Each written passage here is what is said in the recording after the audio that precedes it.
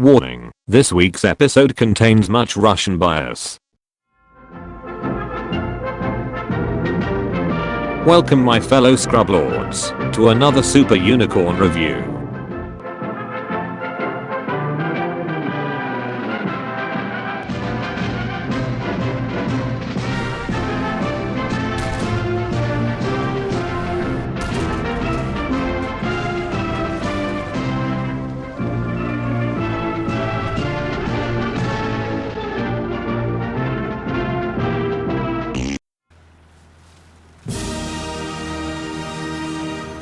Sikabliya dabe dabe and all that stupid shit.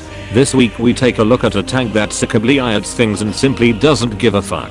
That's right, this week we look at the T34-85 Russian tier 4 that's really a tier 3 with an identity crisis. Here's how you play it, push the W key.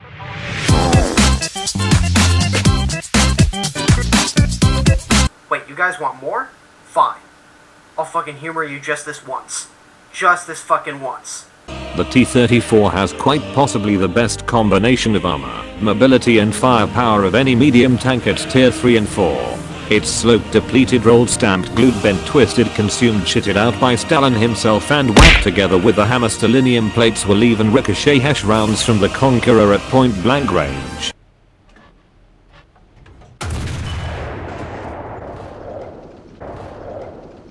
Yeah fuck I mean thank you Stalin.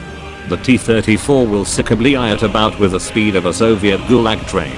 Its 500 vodka power engine will force this OP piece of shit around at 34 miles per hour, while at the same time giving not a single Soviet fuck about the rest of the world.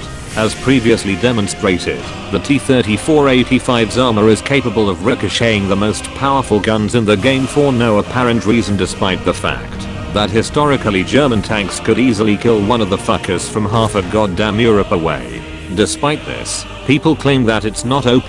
No! In any case, the most effective way to utilize your hardened stalinium is to simply angle the tank at 30 to 45 degrees and sacrifice at least 10 political dissidents to Stalin.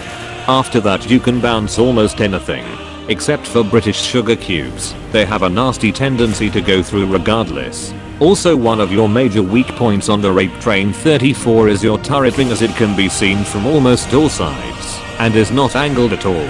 I mean seriously, this stupid turret ring weaks but is more common on OP 34s than black bread after vodka. Also the turret is more noticeable than the spires on the fucking Kremlin, and will get shot at all the time. But have no fear, because the front of your turret is more capable of bouncing shells than a Russian not getting in a fucking car accident. Oh yeah, and this is also one of the few tanks in the game currently featuring an add-on armor package for the tank, which consists of slapping extra tracks everywhere but where it's most useful, so the mobility and the armor are awesome. How about the vodka launcher?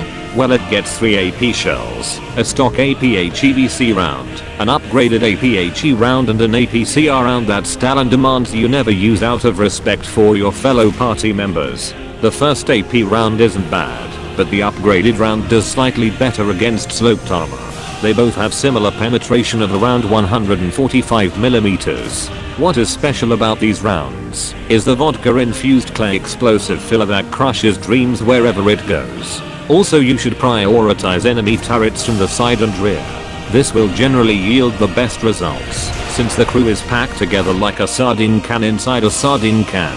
However the reload time is hampered due to the commander shouting propaganda and holding Boris the loader at fucking gunpoint. Despite this, a dedicated communist crew can still manage a 7.9 second reload no thanks to Boris and Vladimir. Also, as with all Russian tanks, it uses its depression gears as spare bottle holders for vodka and therefore cannot aim the gun down. So what glorious 5-year plan of modification should you follow? Parts: BR365K, FPE, adjustment of fire, filters or elevation mechanism, and finally add-on armor and arty. Playing the T34 is very simple. You get right in the enemy's face and show them your big 85mm gun, and outplay them with your strong armor and superior knockout punch vodka shells. It is a brawler and needs to get in close in order to do its damage. Also keep moving and driving at 30 to 45 degree angles towards your target, since the T-34's weak points can be very difficult to hit while moving. Like I mentioned earlier, you generally want to put your shells into the flanks of an enemy's turret or fighting compartment, and then disable their ability to face you. You can then proceed to feast on their souls and harvest them for Stalin. So there you have it, the T34-85, the best all-around medium tank in Bias Thunder. Now get out there and spread your inner communist fervor. Now are you fucking happy, Banana Mandisu? This guy man. No! Thank you for watching this video, you filthy Stalin fanboys. If you want to see last week's video on the second most overpowered tank in War Thunder, click the video annotation or the more info icon in the top right hand corner, and if you haven't already, click subscribe for more shitty videos. Also special thanks to Bushwiki and Banana Mandisu for helping me with this week's review. Now stop faffing about like a capitalist swine and comment on how much Stalin cares about you. See you next time, you scrub lords.